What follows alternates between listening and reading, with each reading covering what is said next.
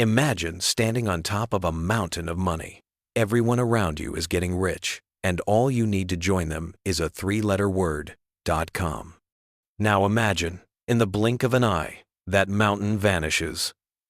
That was the .com bubble, an era of hype, hysteria, and the spectacular financial collapse that wiped out $5 trillion and forever changed the future of technology. The mid-1990s. The World Wide Web explodes into public consciousness. After Netscape's 1995 IPO set the market on fire, investors saw a new, unlimited horizon, the new economy. The rules of business dissolved. Traditional metrics, like profits, were replaced by eyeballs and website traffic. Nobody asked about profits. If you were getting users, investors would fund your company.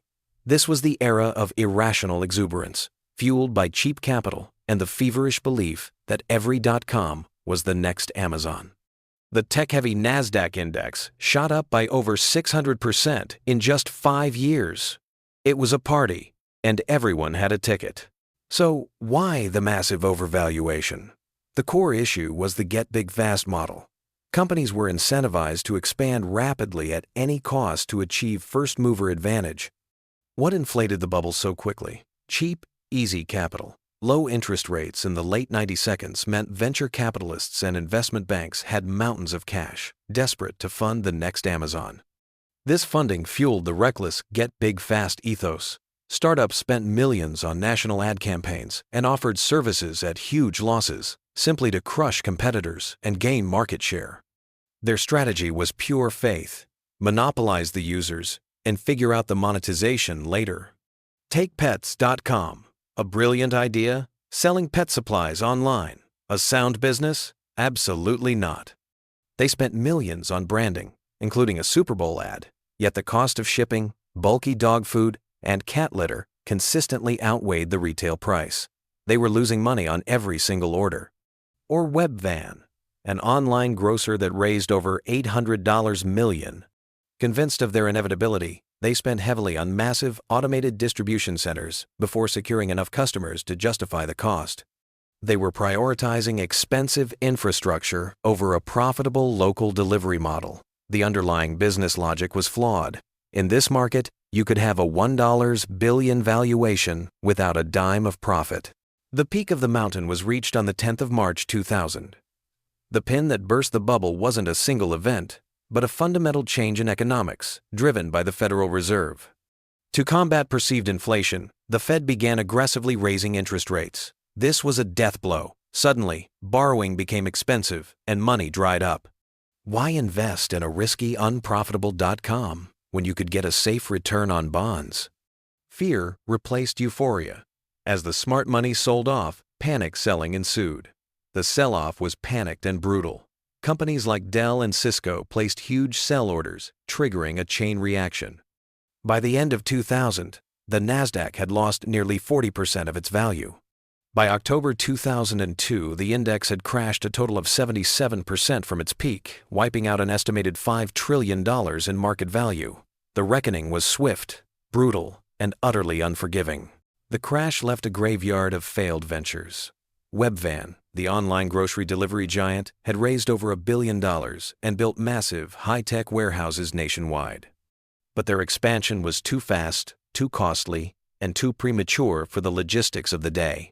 They collapsed, laying off over 2,000 employees. Another famous failure, Cosmo.com, which promised delivery of anything from coffee to DVDs in under an hour with no delivery fee. Great customer service, terrible business model. They all shared the same epitaph: too much spending, too little profit. This wasn't just about stocks. Thousands of jobs evaporated. The boom-to-bust cycle was complete, revealing that genuine disruptive technology isn't a substitute for business solvency. Yet, not every .com died. The crash acted as a crucible, forging the companies that would dominate the next 2 decades. The key survivors had one thing in common: a sound business model, or the discipline to find one. Amazon stock dropped over 90%, but Jeff Bezos insisted on focusing on long-term growth and infrastructure, a bet that ultimately paid off. Amazon suffered immensely, dropping from a high of over $100 to single digits. But founder Jeff Bezos doubled down on efficiency and infrastructure, focusing on the long-term customer experience over quarterly profits. Meanwhile, the infrastructure built by bankrupt telecom companies, the fiber optic cables, remained. The bust left a surprising legacy: an enormous surplus of fiber optic cable and digital infrastructure built by collapsed telecom companies. This overcapacity ultimately led to cheaper, faster internet access, the foundation upon which the next generation of successful tech giants would be built. The dot-com crash taught a painful, expensive, and necessary lesson. Hype is not a strategy. Potential is not profit. Markets can be irrational, but eventually, reality always sets in. We must always distinguish between genuine, sustainable innovation and pure, speculative exuberance. It's a lesson worth remembering, because every generation believes its bubble is different. What do you think? Will AI be the next great bubble or something else? Let us know in the comments. Subscribe for more on global politics, historical events, financial history, and much more.